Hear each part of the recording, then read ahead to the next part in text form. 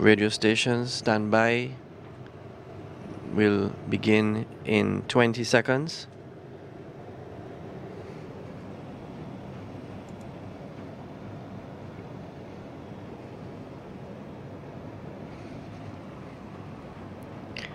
Radio station, stand by for commencement in 10 seconds.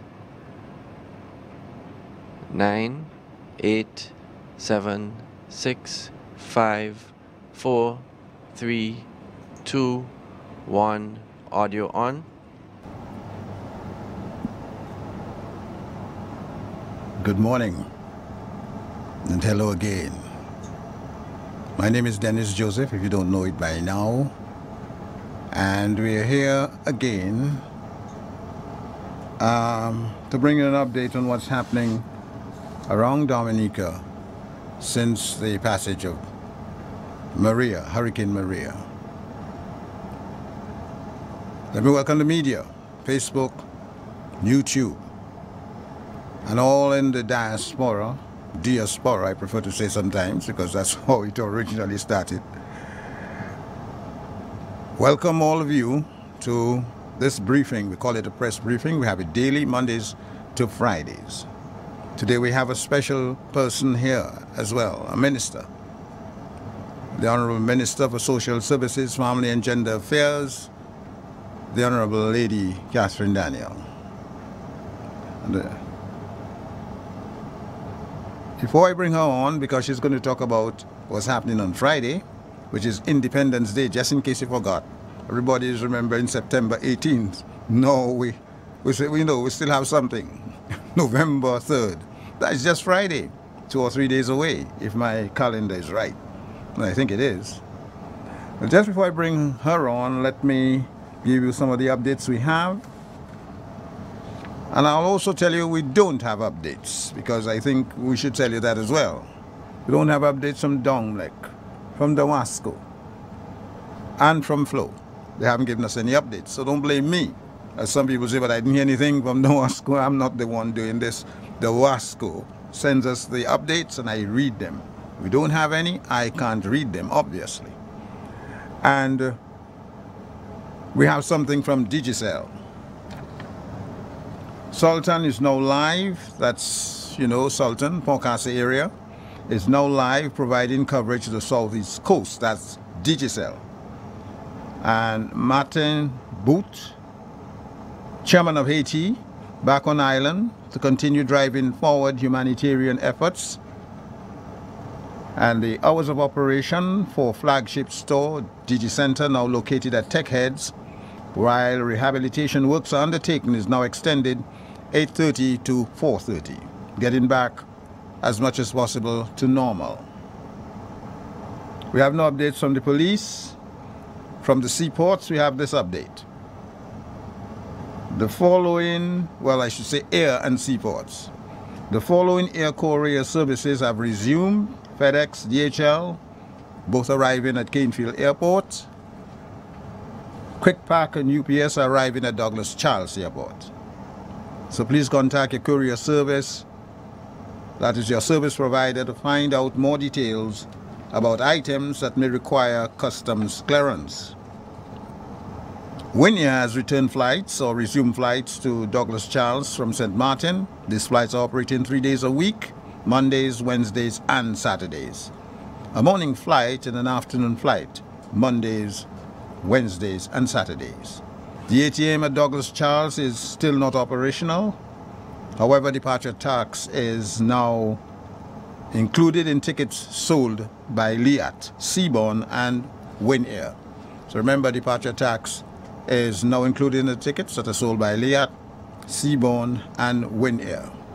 Is that the updates we have or not have to the moment? And we have to move on with the Honorable Lady Catherine Daniel. Incidentally, lady is a first name, isn't it so, Minister? So I'm not doing anything funny here. It's actually a first name. Lady Catherine Daniel. A very fitting name, I must say. Now, we want to hear what's happening for independence. We can't have the same elaborate thing. I hope you understand that. So if you think this is all fun and dance and...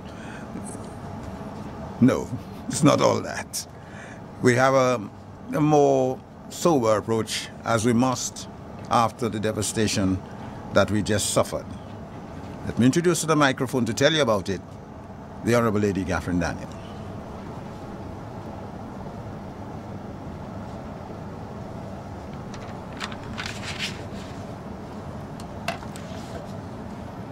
Let me first of all say a pleasant good morning to our listening audience, both in Dominica and in the diaspora, who look forward every day to hearing from us, to know what's happening in our country after the devastation of Maria. My role here this morning is to, as Minister of Social Services, Family and Gender Affairs, with responsibility for the Independence celebration, is to tell you what we have planned in our country, planned for you, those who view and those who listen, and those who will be participating in this program. As mentioned earlier and in other, briefings, that it's going to be a shortened version because, as you know, we have no electricity in the greater part of the country. We are getting there. The tongue is lighted, so we can do that. We have some of our roads still compromised. We are getting there. People can get to the park. And so we have shortened the celebration. But it's our 39th anniversary.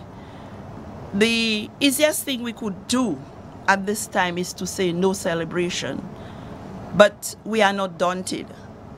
We still believe in nation building. We still believe in building a Dominica, a future for the younger generations.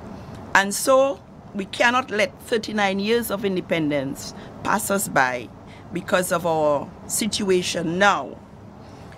And today's briefing session, as I said, is to bring the nation up to date on the program of activities scheduled for November under our theme, Building a Brighter Future Together. Very important. The unity that we have to exercise in building this future. And now we are challenged to do that. And so we have to put our shoulders to the wheel, come together in this unified state and build Dominica. Past programs have started at 9 o'clock, but because of the situation, we'll be starting an hour later. And we'll be starting at 8:55 when we have the arrival of the Prime Minister, and we move on with the arrival of His Excellency. Now, what is different about this year's program? We have to give thanks. Thanks for God taking us through this system. We have to give thanks to the many people who came to our rescue at this time to help us in Dominica. And so before I go into this program, I really want to thank all the foreign entities, all the foreign forces who have come to our rescue, who have provided us with a sense of hope, who have been there with us, tete-a-tete, as we say in Patois, to bring Dominica back to where it should be. It might take some time. But in all of this, we have to show reverence to God. And so we decided this year to do an ecumenical service and a cultural expose. So we will have a military presence with uniformed guards. We'll have a guard of honor with the uniformed forces, the cadet corps, fire and ambulance services, prison services, and some of our military people who are here helping us will be part of that cultural expose, will be part of that military parade that we want to have. We will, the first part of it, will do a praise and worship session where we'll have a group from Portsmouth along with it doing some praise and worship, not very long, because we have to be thankful. As I said earlier, we have to be thankful to God. We have to also remember those who lost their lives in the process. And so, in spite of the storm, in spite of all of that, we still have to go to our God and give reverence and praise. So we have, we will start the day with this praise and worship session. We have prayers or invocation from the various churches. We have from the Association of Evangelical Churches in the person of Pastor Ellington Wilson, who will offer some prayers or invocation. We'll have invocation or prayers from the Seventh-day Adventist Church. We'll also have from the minister of the Methodist Church. And we will have a message from the Bishop of Roseau, Bishop Gabriel Mazet. Then this will be done by, we'll have the address to the nation, which I think is the highlight and what people are looking for hope and people are looking to hear from the leader of our country, the Honorable Prime Minister, Dr. Roosevelt Skerrit, who will address the nation, maybe give us, I do not want to preempt because I do not know exactly everything that's in the speech or what he's going to tell us, but I'm sure his message will be one of hope, one of telling us what plans he has for taking Dominica to the level that we expect it to go. We'll have cultural performances then in the cultural expose part of it. Cultural performances like groups like the Flamboyant Cultural Group of Dublin, Tradibel of Grand Bay, the Whitey Kubuli Dance Theatre Company, and we'll have a song by the Cicero Singers, some patois song for this. And then we'll end the day with a presidential salute from the armed forces, and then we'll have naturally Dominica National Anthem will be part of that. One of the things we always say, Dominica is a resilient country. We are resilient people, and resilience can only be tested or manifested by the actions that we take. And so what better way to show our resilience than to come to this event, to participate, encourage people on this day. Let's show the level of patriotism that we should have. Let's fly our flags. Those of you whose clothes have not been washed away by Maria, who still have some or wabduyet or whatever cultural item you have to wear to show your national pride on that day, please wear it. Come to the stadium with your flags. We invite all of you to be there. And this is the way that we can showcase how resilient we are.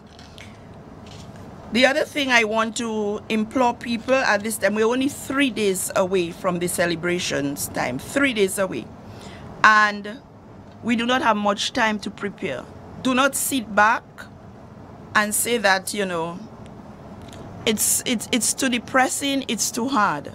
Please, we'd like you to come up in large numbers to help us to bring a vibrancy to the country, to bring a vibrancy to the nation, to say that, like we say in our song, come ye forward, sons and daughters, and let's all of us come together at this time to show that we can really build a brighter future together, build a brighter nation together.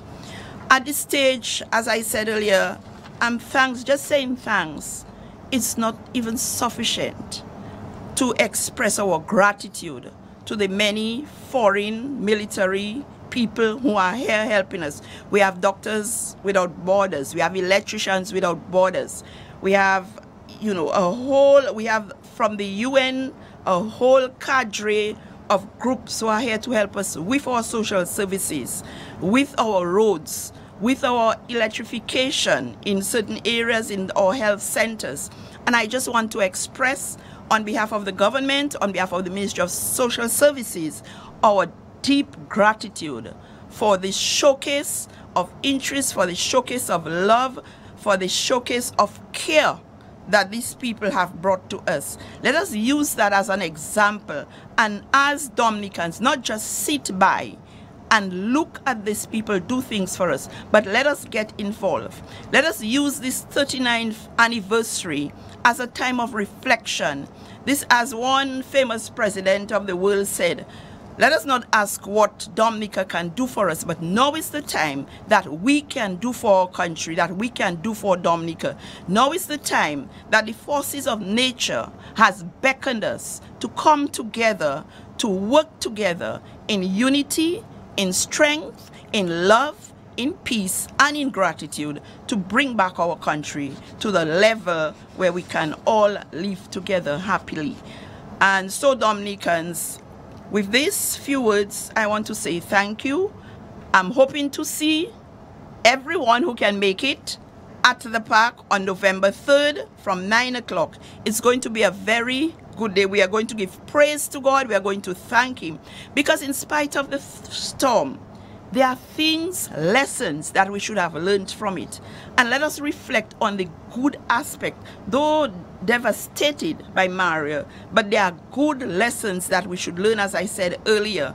Lessons of where families who were not talking came together, where neighbors who were not on friendly terms came together. We saw people asking no questions. They didn't want to know what party you belong to, who you are, but they came together. No political barrier. Now is not the time for politics or colors. Now is the time where we work as Dominicans to help bring our nation on a good stand, on a good footing, and that we can live in that love, in that peace, and we can achieve the just nation that we want Dominica to be.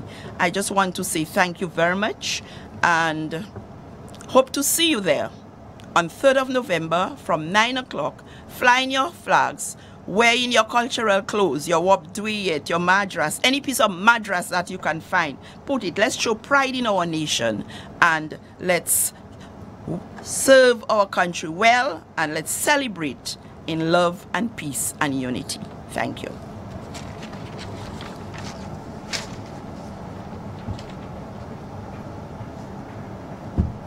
What did I tell you?